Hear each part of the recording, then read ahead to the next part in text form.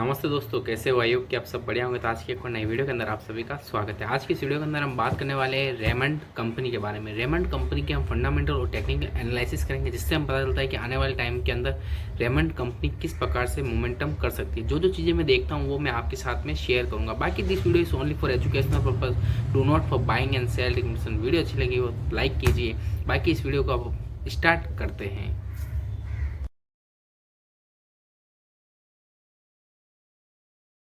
जैसे कि यहाँ पर मैंने रेमंड का चार्ट लगा के ओपन करके रख रखा है, तो हम सबसे पहले करते हैं टेक्निकल एनालिसिस, जिससे हमें पता चलता है कि ये किस प्रकार से अभी मोमेंटम कर रही है। जो टाइम फ्रेम लगा रखा है, अपन बड़े टाइम फ्रेम पर एनालिसिस करें, लॉन्ग टर्म के बारे में सोचता हूँ मैं, तो यहाँ पर हम मंथली टाइम फ्रेम के बारे में एनालिसिस करेंगे। जैसा कि अब ये वीडियो एजुकेशन के लिए होने वाली है। अगर आप कुछ सीखना चाहते हो कि एनालिसिस कैसे करते हैं, उस बेसिस पे ये वीडियो है।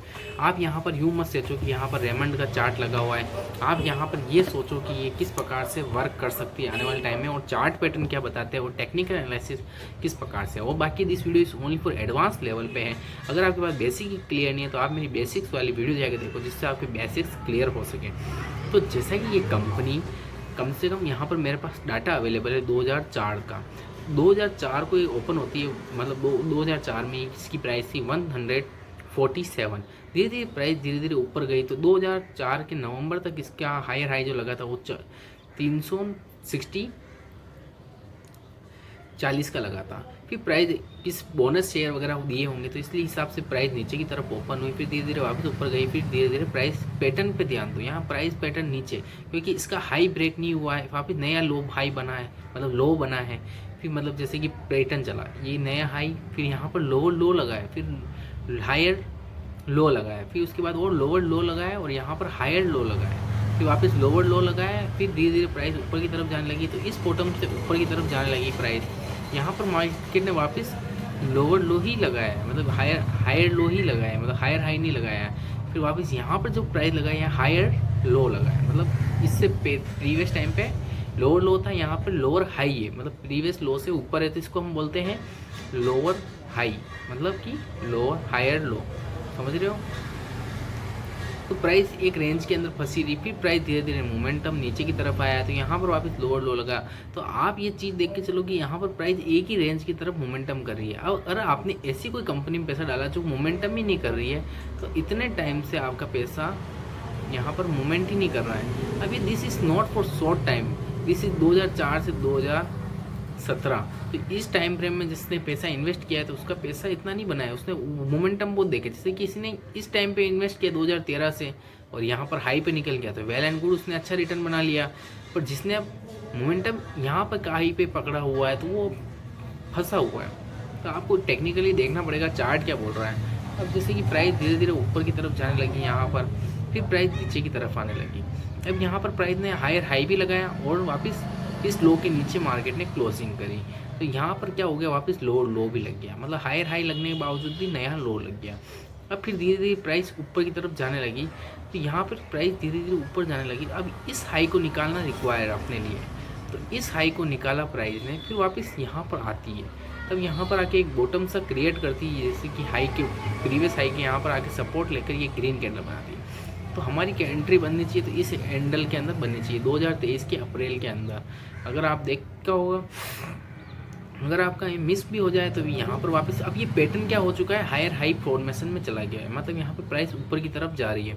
यहाँ पर मंथली टाइम फ्रेम पे देख रहे हैं आप, वीकली टाइम फ्रेम पर एंट्री करो। जैसे कि यहाँ पर एंट्री बनी, तो अब यहाँ पर वीकली टाइम फ्रेम पर कोई एवरेज वगैरह, मूविंग एवरेज वाली स्ट्रेटजी है, उसको देख सकते हो। बाकी ये रो चार्ट के ऊपर बता रहे हैं। अब प्राइस धीरे धीरे ऊपर की तरफ जा रही है, अब प्राइस नीचे की तरफ आ रही है। अभी आपको यहाँ पर एंट्री नहीं करना है, यहाँ पर एक पैटर्न बनने दो, कि ग्रीन कैंडल आने दो, नीचे से प्रेशर आता हुआ दिख रहा है इस लेवल के पास में, पर यहाँ पे कुछ ऐसा कुछ पैटर्न बने, कोई ग्रीन कैंडल आए। बाकी यहाँ पर क्या पता है यहाँ से 4-5 साल तक एक ही रेंज में रह जाए, ऐसा रह गया तो अपने को नुकसान हो जाएगा। तो अब अपने को ये चार्ट तो बता लिया, अगर चार्ट अच्छा है तो पर वो कंपनी के फंडामेंटल भी अच्छे होने चाहिए। जैसे कि कंपनी का मार्केट कैप है वो 9060 का है, करंट प्राइस 1364 की चल रही, 1300। डिविडेंड अच्छा है, कंपनी की ग्रोथ रेट डाउन में जा रही है, 5 सालों का 6% किया है return. Revenue, debt to equity ratio 0.26 है, this is good and peak.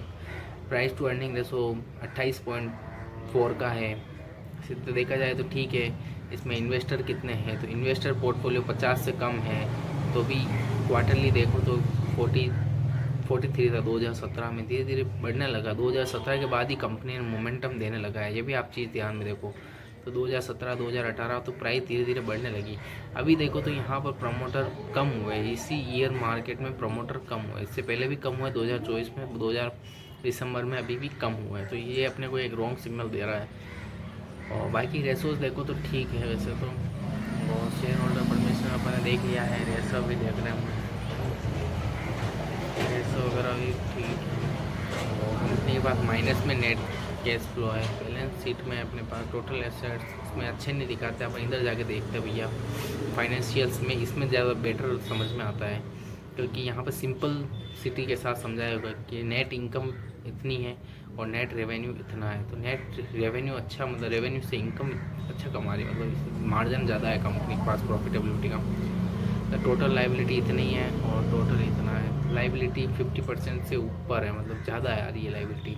और इधर माइनस में प्लस में बता रहा है, वो थोड़ा एक्सचेंज नहीं होता, प्लस में इस कंपनी के पास इतने पड़े हैं, पर नेट की चेंज इन केस इतना है, बाकी कंपनी के पास फ्री कैश फ्लो इतना पड़ा हुआ है, चाहे तो कहीं पर भी इन्वेस्टमेंट कर सकती है। बाकी this video is only for educational purpose, do not for buying and cell recommendation. Video अच्छी लगी लाइक कीजिए, चैनल सब्सक्राइब कीजिए। बाकी थैंक्स फॉर वॉचिंग। मैं डायरेक्टली रिकमेंड नहीं कर सकता हूँ दिस कंपनी गुड या बैड, पर यह आपका डिसीजन है। मैं तो यहाँ पर एनालिसिस बता रहा हूँ कि मैं क्या क्या चीज़ें देखता हूँ। अगर आपको और भी इंटरेस्ट है तो यहाँ पर बैलेंस शीट है, इन्वेस्टर का